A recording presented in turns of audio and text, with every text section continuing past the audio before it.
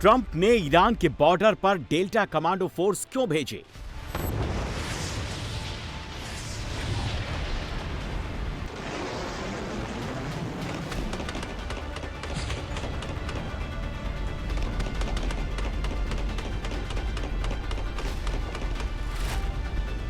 NATO के fighter bomber Cyprus क्यों पहुंचे?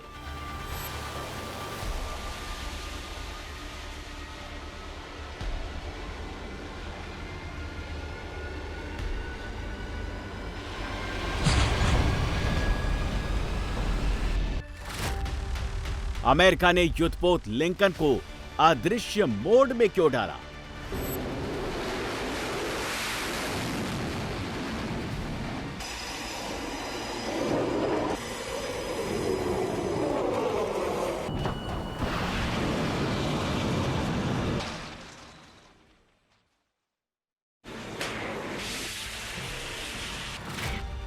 खामनेई ने अराघची को अचानक युद्धपोत में क्यों भेजा?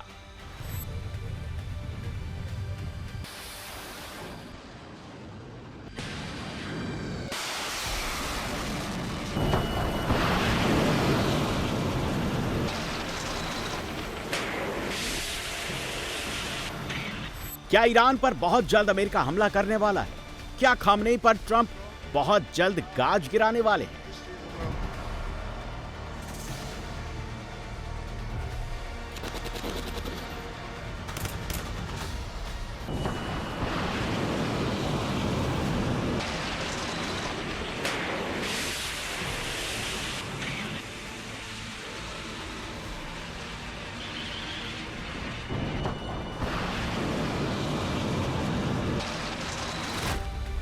क्या 47 साल पुरानी इस्लामिक सत्ता का अंत करीब है? क्या तेहरान में तख्ता पलट से कम ट्रंप को कुछ मंजूर नहीं? क्या खामनेई के पास ट्रंप को रोकने की ताकत है?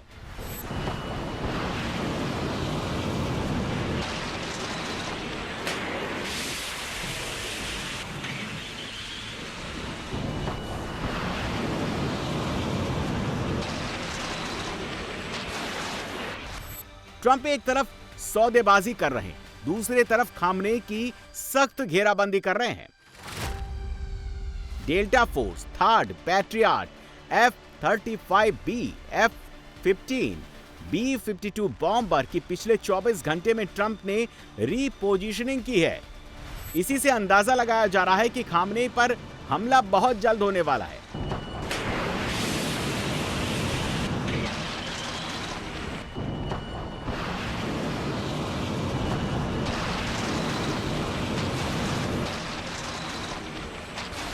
ट्रंप का सबसे चौंकाने वाला मूल एलीट डेल्टा फोर्स की तैनाती को लेकर है। अमेरिका ने सबसे खतरनाक मिशन को अंजाम देने वाले डेल्टा फोर्स के कमांडो को ईरान के बॉर्डर देशों आर्मेनिया और तुर्कमेनिस्तान में उतारा है।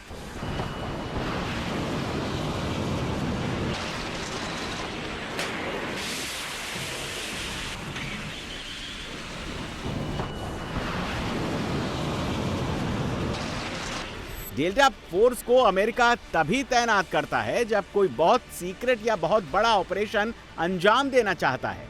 डेल्टा फोर्स दुनिया की सबसे खतरनाक कमांडो फोर्स है जो कभी मिशन को अधूरा नहीं छोड़ती है।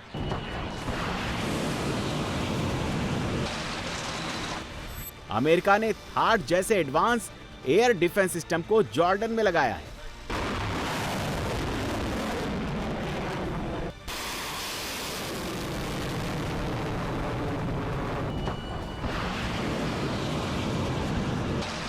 अमेरिका ने जॉर्डन के अलावा मिडिल ईस्ट में 19 बेसों में थर्ड डिफेंस सिस्टम की तैनाती कर दी है। अमेरिका का थर्ड डिफेंस सिस्टम ईरान की बैलिस्टिक मिसाइल को हवा में ही इंटरसेप्ट कर सकता है।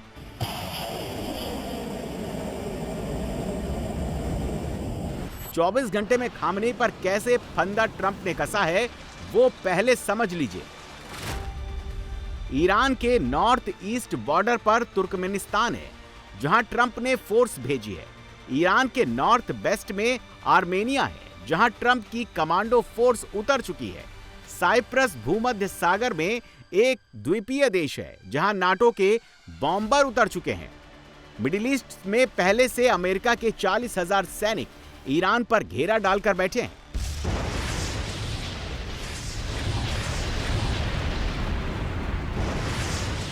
कतर के अमेरिकी एयरबेस पर अब अमेरिका के B-52 बॉम्बर पहुंच चुके हैं। पहले इनकी तैनाती ईरान से 4,000 किलोमीटर दूर डियागो गार्सिया मिलिट्री बेस पर थी। अब अमेरिका ने इन्हें ईरान के बिल्कुल पास उतार दिया है।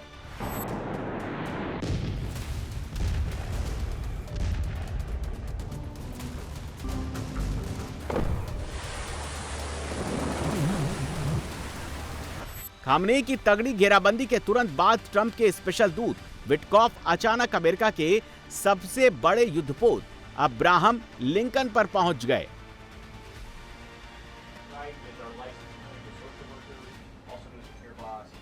ट्रंप के दामाद जेरेड कुशनर भी युद्धपोत पर पहुंचे।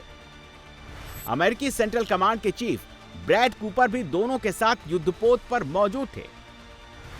यही तीनों लोग ईरान से ओमान में डील करने के लिए गए थे। डील का अगला राउंड अभी बाकी है। उससे पहले तीनों क्यों युद्धपोत पर पहुंचे? क्या डील की गुंजाइश खत्म हो गई? अब ईरान का मामला युद्ध से ही सुलझेगा? क्या खामनेई का बुरा टाइम बहुत करीब आ गया है? Should the supreme leader in Iran be worried right now? I would say he should be very worried. Yeah, he should be. As you know, they're negotiating with us. I know they are, but the protesters have said, you know, where are the Americans? You promised them we would have their back. Do we still have their back? We've had their back, and look, that country's a mess right now because of us. We went in, we wiped out their nuclear. So that's the question. If we want them we have out, peace in the Middle East. Yeah. If I didn't take out their nuclear, think of it. If we didn't take out that nuclear, we wouldn't have. बुधवार का दिन middle east के लिए बहुत अहम है। Israel के प्रधानमंत्री बेंजामिन नेतन्याहू की ट्रंप से वाशिंगटन में मुलाकात होनी है। नेतन्याहू ट्रंप से वादा पक्का चाहते हैं। डील में इस बात की गारंटी हो, ईरान अपना न्यूक्लियर प्रोग्राम पूरी तरह खत्म कर देगा। ईरान 300 किलोमीटर से ज्यादा दूर तक मार करने वाली मिसाइलें नहीं बनाएगा। हमास, हिजबुल्लाह और हूती जैसे आतंकी संगठनों को सपोर्ट नहीं करेगा।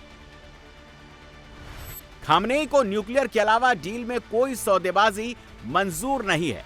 ईरान बैलिस्टिक मिसाइल पर कोई समझौता नहीं करेगा। ईरान के कई राज्यों में सुरक्षा बलों के हेडक्वार्टर हटा दिए हैं। उन्हें सुरक्षित जगहों पर शिफ्ट कर दिया है। कई दफ्तरों को मस्जिदों, स्कूलों और सार्वजनिक बिल्डिंगों में शिफ्ट कर दिया है। इसे युद्ध की तैयारी माना जा रहा है।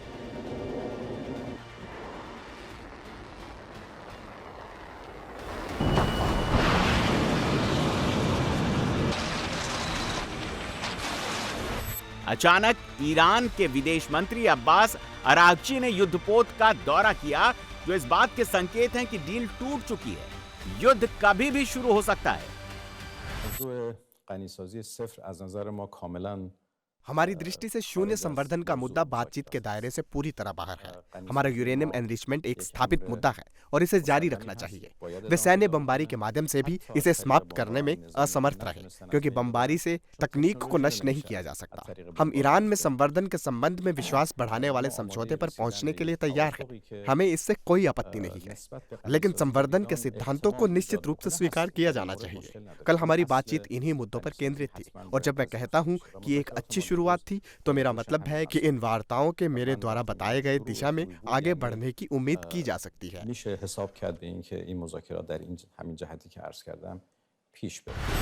युद्ध शुरू होते ही ईरान सबसे पहले इजराइल पर मिसाइलें बरसाएगा, फिर मिडिल ईस्ट में अमेरिका के 19 मिलिट्री अड्डों को टारगेट करेगा।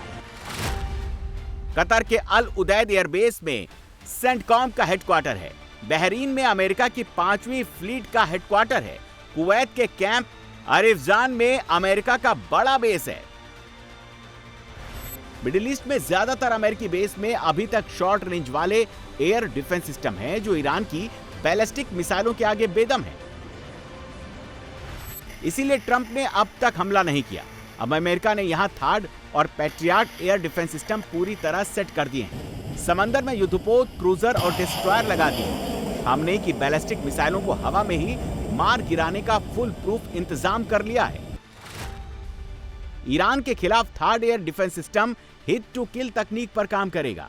150 किलोमीटर दूर ही ईरानी मिसाइलों को मार गिराएगा। थर्ड एयर डिफेंस सिस्टम में लगी मिसाइलें किसी तरह का विस्फोटक इस्तेमाल नहीं करती। ये मैक 8 की रफ्तार से हवा में ही दुश्मन की मिसाइल से टकराती हैं, उसे हवा में ही चकनाचूर कर देती हैं। इसमें लगा राडार 3000 किलोमीटर दूर से मिसाइल को ट्रेस कर लेता है। मतलब ईरान से जैसे ही मिसाइल लॉन्च होगी, अमेरिका का एयर डिफेंस सिस्टम उसे फौरन लॉक कर देगा। अमेरिका के किसी मिलिट्री बेस पर टकराने से पहले 150 किलोमीटर दूर से ही उसे ध्वस्त कर देगा।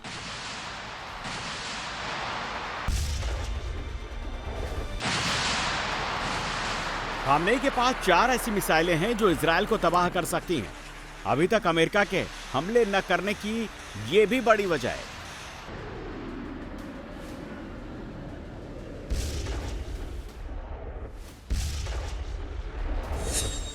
ईरान के पास खुर्रम शहर 4 मिसाइल 2000 से 3000 किलोमीटर दूर तक टारगेट को ध्वस्त कर सकती हैं। इसमें लगा 1800 किलो का विस्फोटक बहुत तबाही मचाता है। ये 20,000 किलोमीटर प्रति घंटे की स्पीड से हमला करती है, जिससे इसे ट्रैक करना मुश्किल होता है।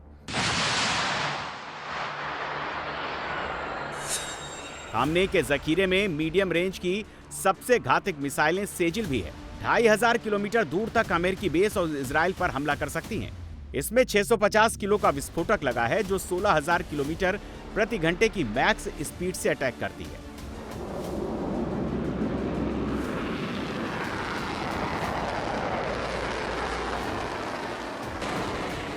ईरान की फतह-2 बैलिस्टिक मिसाइल हाइपरसोनिक स्पीड से टारगेट पर जाती है। जून के युद्ध में इजराइल के नोवातिम और तेल नोफ एयरबेस को तबाह कर चुकी है।